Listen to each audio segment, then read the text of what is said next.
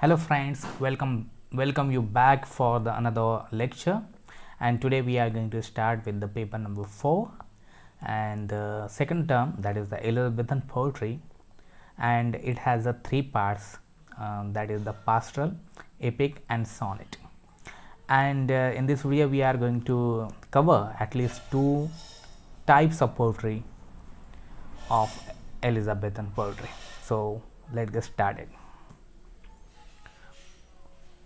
So first I would like to talk about the age of Elizabeth, and after that one by one we are going to see the types of poetry. So the first great age of English language was during the reign of Queen Elizabeth I. She was ascended to the throne in 1558 and she was died in 1603. Actually it was a Renaissance period, but as already I have told you in the Renaissance lecture, that Renaissance period actually divided into three parts, three segments or three ages. The first is Elizabethan age, the second one is the Jacobean age, and the third one is the Commonwealth age. And after that, you know that the Restoration period started after the ending of Renaissance period. So the Queen Elizabeth ascended to throne in England, and it was a great age for English language, English literature, English architecture. It was the great peak for drama. It was a great peak for love poetry like sonnets, and it was named after the monarch, the Elizabethan age, and it has produced some of the biggest marvels of English literature in history. So you can say that this age is called as a golden age for English literature.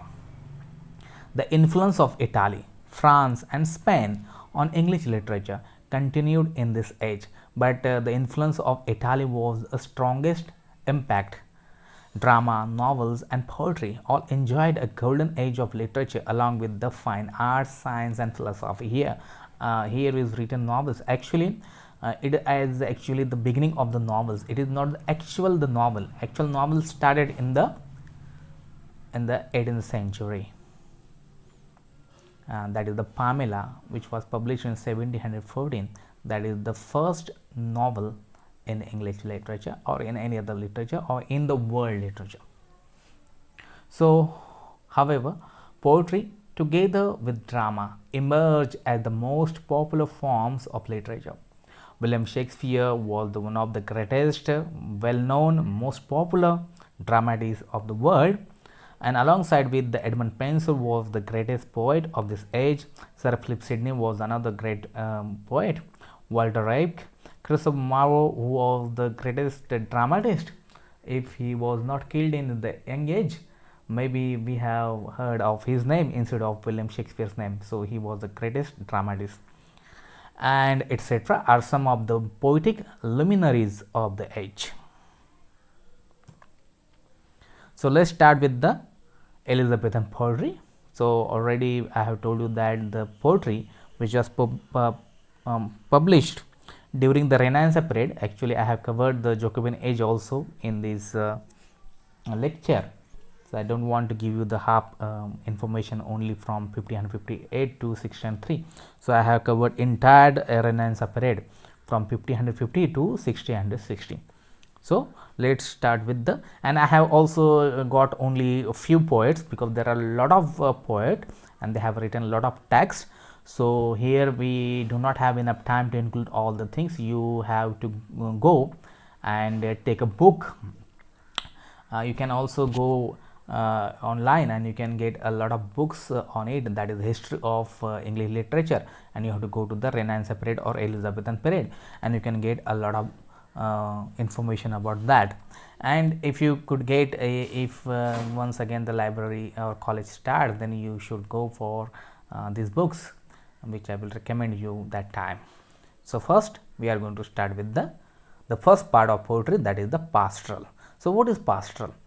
So the pastoral is a literary style or type that present a conventionalized picture of rural life, the naturalness and innocence of which is seen in contrast to the corruption and artificiality of city and court. Although pastoral works are written from the point of view of shepherds or rustics, they are always penned by highly sophisticated urban poets.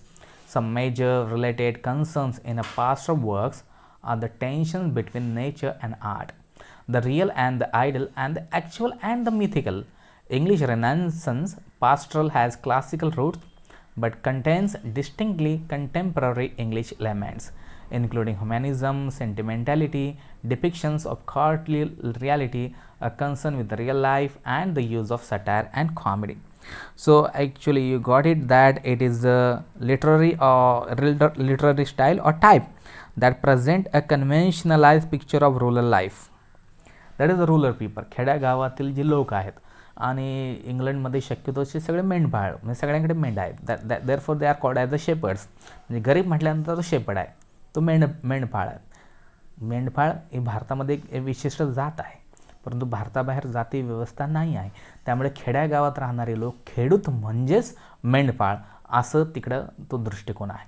आणि खेड्यातील जे लोक आहेत जे मेंढपाळ आहेत ते म्हणजे pastor, ते म्हणजे पास्टर असं त्यांना म्हटलं जातं. म्हणून ही जी कविता आहे त्या गरीब लोकांच्या जीवनाशी आहेत, खेड्यातल्या लोकांशी आहे. मेंढपाळ जे आहे त्यांच्या जीवनासंदर्भातली ती जे काही त्यांचे जीवन आहे ते जीवन या संदर्भातली कविता आहे.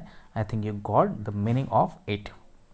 So already you understood the meaning of it, but we should start with the definition of pastoral. So actually what is pastoral? So it is a literary style or a type that present a conventionalized picture of rural life, the naturalness and innocence of which is seen in contrast to the corruption and artificiality of the city life and the court. So let's start with the poets. So how many poets were there and how many poets have written the pastoral? So first poet is Edmund Spenser. He was born in 1552 and he was died in 1599.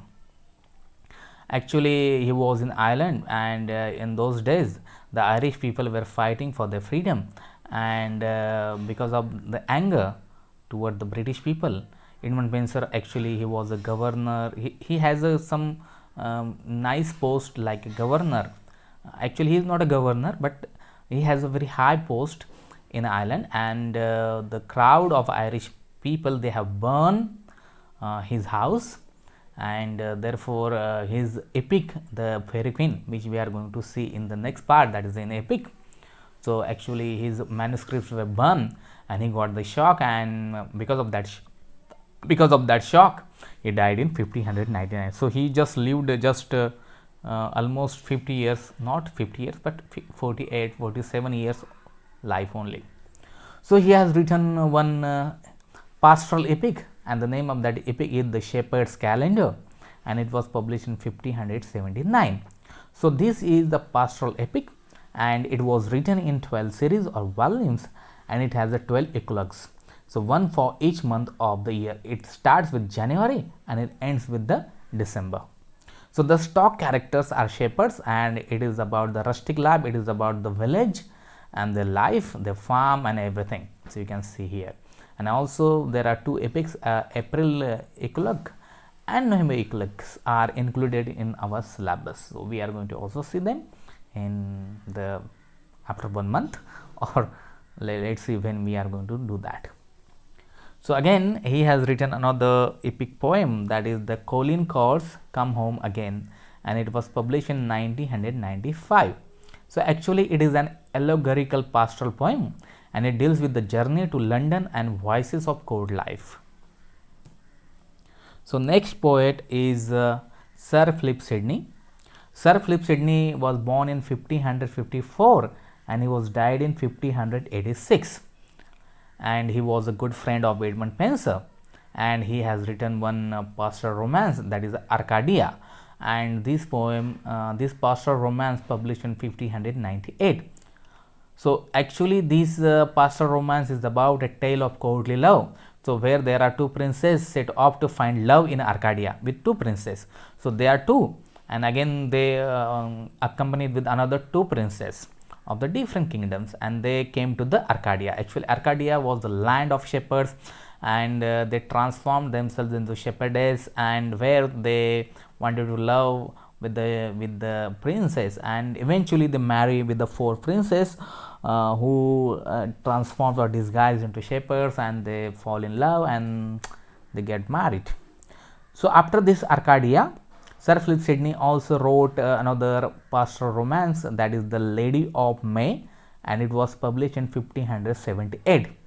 So this pastoral romance is about a young woman who cannot choose between men who wants to marry her. So I think you have watched a movie like Houseful 2. So in the Houseful 2, you have seen that Akshay Kumar is there and his father is there, okay, and he was doing like and he was a therapist, and when he was introduced in the movie, so there was one lady and she was asking to that. Actually, he has played a lot of villain roles in that in 17th and 18th movie. So that was the hero, and I was talking about there was one lady, one girl, and she was asking to Akshay Kumar's father that she loves A, but she also loves B, and she was confused that whom she should marry. So therefore, the father of Akshay Kumar in that movie, he told her that if she marries A, definitely she will miss B, and if she marries B, definitely she miss A. So therefore, she should go for C. That is the she should show, and such kind of a story I just got by reading these the summary of this pastoral romance, Lady of May. So that was very romantic and very nice poem. So let's move on, and here is our favorite poet, that is William Shakespeare. And William Shakespeare was born in 1564 and he was died in 1616. So he has written a lot of pastoral dramas like As You Like It. It was performed in 1598, The Winter's Tale in 1609, The Tempest in 1611. So my favorite is The Winter's Tale. I will give you a brief summary of it. So you know that there was one king, and another king who was his friend, and he came to his place to enjoy.